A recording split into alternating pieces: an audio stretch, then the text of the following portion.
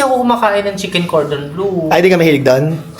So, eto na nga mga Hobby Bees. Today, palis kami ni Hobby David. And before kami umalis, magluluto muna ako ng ulam para may maiwan na ulam kay Ate Rose tsaka kay Tia Julie. Kasi itong dish na to, matagal ko lang gustong lutuin. Kaya pinalabas ko na kay Ate Rose. Good morning, Ate Rose and Tia Julie. Ready na ba yung lulutuin ko? Opo, sir. Ayan guys, ito. Chicken breast yan. Magluluto ako ngayon ng chicken cordon bleu. So, ito na yung ating mga chicken breast. Gagawin lang natin dito. Papanipisan lang natin. Tapos mamaya pupukpukin natin.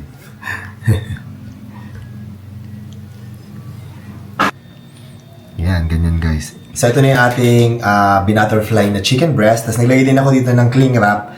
And then pupupukin na natin ito. Kasi kailangan natin siyang panipisin. Yan.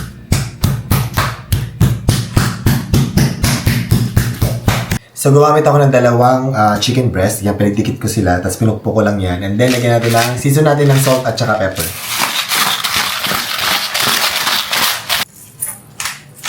Pepper.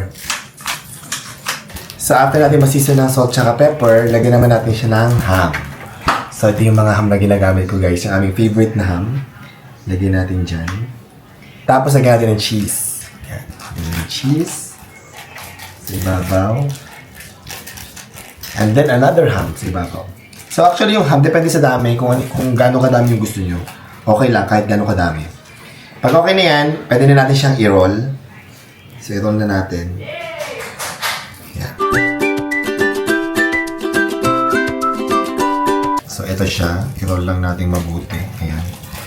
Tapos kailangan lang na ma-roll with the cling wrap.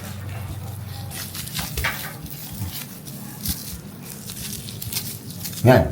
Tapos, lalagay lang natin ito sa freezer, no, for siguro mga 1 hour or so.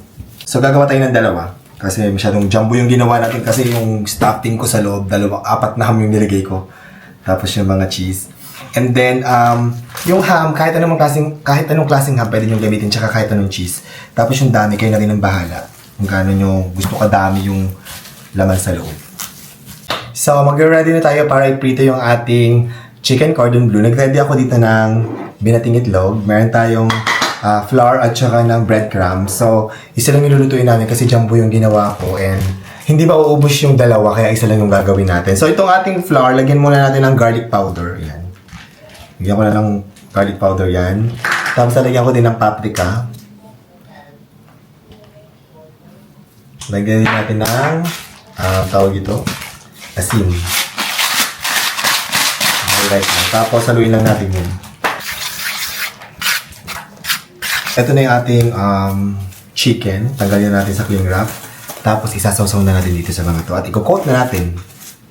Pagulungin lang natin sa flour. Tapos, i-dip ko ulit dito sa beaten eggs.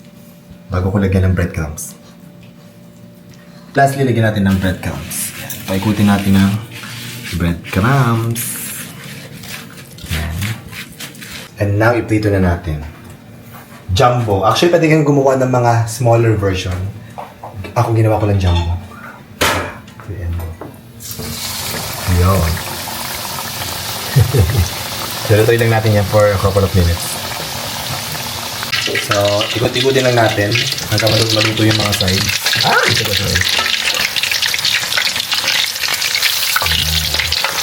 At eto na, golden brown na yung ating chicken cordon bleu. Ayan. Lagyan na natin sa dyan. Ayan. Kapag pinapalamig natin to ng konti, gawa na tayo ng dipping sauce. Cube pa gagamitin ko, guys. Hindi na ako gumawa ng dipping sauce nito na lang para mabilis. Tapos, lagyan lang natin ng sweet chili sauce. Ganun lang kasimple. And then, mix lang natin. Ito ang ating gagawin dipping sauce ng ating chicken cordon bleu.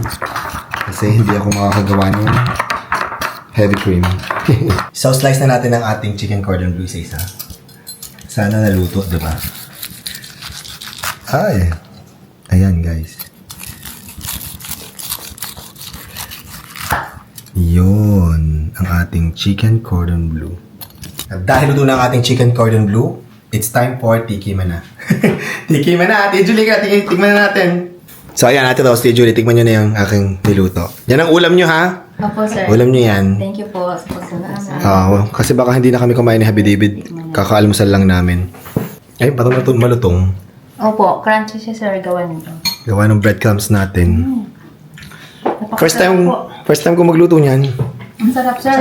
Yan. May maalis na tayo. Nagluto ako ng chicken cordon bleu, nakita mo? Tinikman din natin sa Tia Julie. Gusto mo tikman? Hindi kasi ako kumakain ng chicken cordon bleu. Ay, di ka mahilig doon? Okay lang. Ulam naman din natin siya ni Lindy yun. Ay, ni Lindy. Ni Tia Julie. Kumakain na ba ang driver? O yan. Teka na naman kaya yung peta. Ba't ko lang rice? Bob. Hindi ko po alam na pang-ulam pala. Ang ulam yan! Sabi sa Tia Julie, kumakain na agad oh. Padalawa ko na to. Ano, masarap? Masarap talaga. Yan. Ulam yan, ulam. Pero pwede naman papakin mo kung gusto mo. Ubusin nyo na yan. Sige po. Pang lunch nyo yan. Thank you po.